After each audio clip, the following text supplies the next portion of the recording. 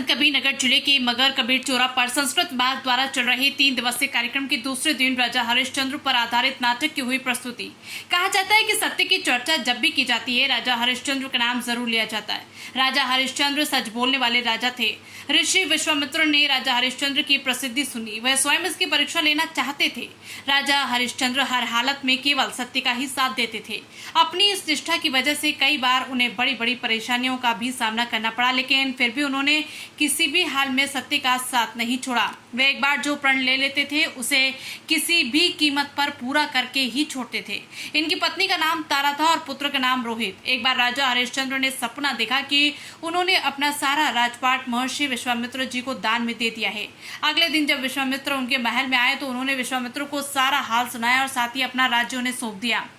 जाते जाते विश्वामित्र ने राजा हरिश्चंद्र से स्वर्ण मुद्राएं दान में मांगी। विश्वामित्र ने राजा को याद दिलाया कि राजपाट के साथ राज्य का कोष भी वे दान कर चुके हैं और दान की हुई वस्तु को दोबारा दान नहीं किया जाता। तब राजा ने अपनी पत्नी और पुत्र को बेचकर स्वर्ण मुद्राएं हासिल की, लेकिन वो भी पूरी नहीं हो पाई। राजा हरिश्चंद्र ने खुद को भी बेच डाला और सोने की सभी मुद्राएं विश्वामित्र को दान में दे दी। अपनी मर्यादा को निभाया। राजा हरिश्चंद्र ने खुद को जहाँ बेचा था वह शमशान का चांडाल था, जो शवदाह के लिए आए मृतकों के परिजन से लेकर उन्हें अंतिम संस्कार करने देता था। एक दिन सर्प के काटने से इनके पुत्र की मृत्यु हो गई तो पत्नी तारा अपने पुत्र को शमशान में अंतिम क्रिया के लिए लेकर गई।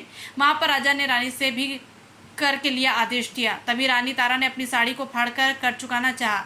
आसमान में बिजली चमकी तो उस बिजली की रोशनी में हरिश्चंद्र को उस अबला स्त्री का चेहरा नजर आया और वो स्त्री उनकी पत्नी तारामती थी और उसके हाथ में उनके पुत्र रोहित का शव था। अपनी पत्नी की यह दशा और पुत्र को शव देखकर हरिश्चंद्र बेहद भावुक उठे। उस दिन उनका एकादशी का व्रत भी था और परिवार की इस हालत ने उन्हें हिलाकर रख दिया। उनकी आंखों में आंसू भरे थे, लेकिन फिर भी वो अपने कर्तव्य की रक्षा के लिए आतुर थे। भारी मन से उन्होंने अपनी पत्नी से कहा कि जिस सत्य की रक्षा के लिए उन्होंने अपना महल राजपाट तक त्याग दिया, स्वयं अपने परिवार को बेच दिया, आज वही उसी सत्य की रक्षा की घड़ी है। उस समय आकाशवाणी हुई और स्वयं प्रभु प्रकट हुए। उन्होंने राजा से कहा कि हरिश्चंद्र, तुमने सत्य को जीवन में धारण करने का उच्चतम आदर्श स्थापित किया। तुम्हारी कर्तव्यनिष्ठा महान है, तुम इतिहास में अमर रहोगे। हरिश्चंद्र ने कहा, अगर वाकई में मेरी कर्तव्यनिष्ठा और सत्य के प्रति समर्पण सही है तो कृपया इस स्त्री के पुत्र को जीवन दान दीजिए। इतने में ही रोहित जीवित हो उठा। प्रभु की अनुमति से विश्वामित्र ने राजा हरिश्चंद्र का राजपाट उन्हें वापस दे दिया। संत कबीरनगर से धर्मेंद्र सिंह यादव।